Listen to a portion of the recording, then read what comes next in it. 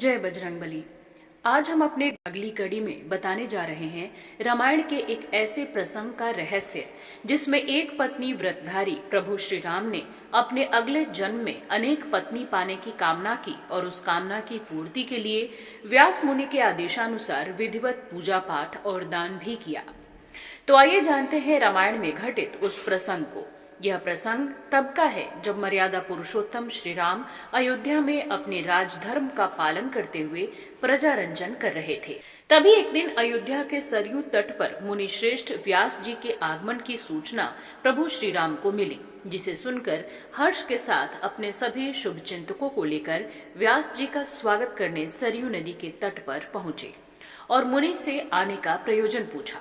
तब व्यास जी ने चैत्र नवमी को अयोध्या स्नान करने की बात कही। व्यास जी को प्रभु श्री राम ने उच्च आसन पर बिठाकर पूछा कि हे मुनि श्रेष्ठ, मैं किस उत्तम व्रत और दान करने से अगले जन्म में अनेक पत्नी को प्राप्त कर सकता हूँ। इस प्रसंग का वर्णन वाल्मीकि कृत शतकोटि रामचरित के अंतर्गत आनंद रामायण के विलास कांड के 7वें सर्ग में किया गया है। तब व्यास जी ने प्रभु श्री राम का गुणगान करते हुए कहा कि हे राम, जिस तरह तुम अपने जीवन में एक पत्नी व्रत का पालन कर रहे हो, उससे ही तुम्हारी ये कामना पूरी हो जाएगी। किंतु फिर भी एक दान की विधि बताता हूँ, सुनो। अगर तुम अपनी पत्नी के आकार के स्वर्ण से बनी अपनी पत्नी की प्रतिमा ब्राह्मणों को दान करोगे तो तुम्हारी ये मनोकामना अवश्य पूरी होगी। किंतु इस दान का फल उसी मनुष्य को प्राप्त होता है जो अपने वर्तमान जीवन में श्रेष्ठ कर्म करने वाला हो, तभी ये दान फलित होता है। इसके साथ ही अन्य वर्णों के लिए भी लौह, ताम्र और चांदी की मूर्तियां दान करने का विधान है। कुछ काल पश्चात मर्यादा पुरुषोत्तम श्री राम ने व्यास जी के द्वारा बताए व्रत और दान को अगले जन्म में अनेक पत्नी पाने की कामना से अपनी पत्नी सीता की सहस्र स्वर्ण मूर्तियां ब्राह्मणों को दान में दिए।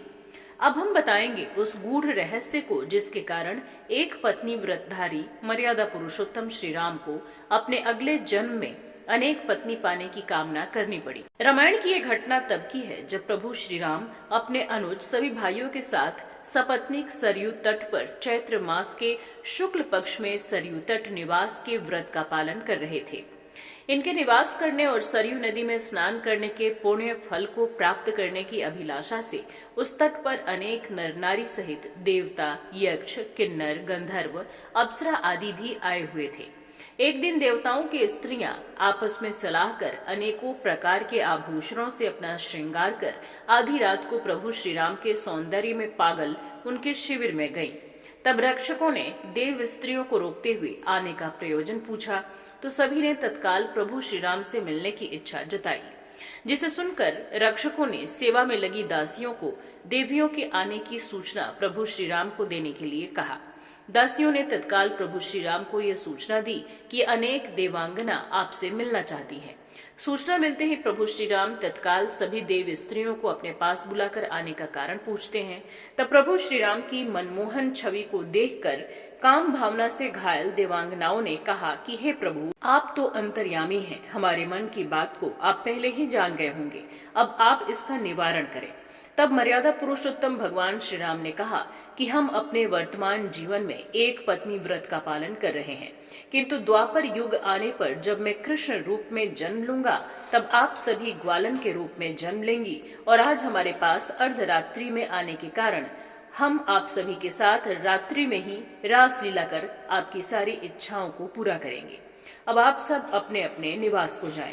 प्रभु श्री राम के वचनों को सुनकर सभी देवांगना गदगद हो गईं और अपने निवास को चली गईं। और यही वो रहस्य था कि एक पत्नी व्रतधारी मर्यादा पुरुषोत्तम श्री राम को अगले जन्म में अनेक पत्नी की कामना करने के साथ व्रत और दान करना पड़ा। जय बजरंगबली, जय सिया राम।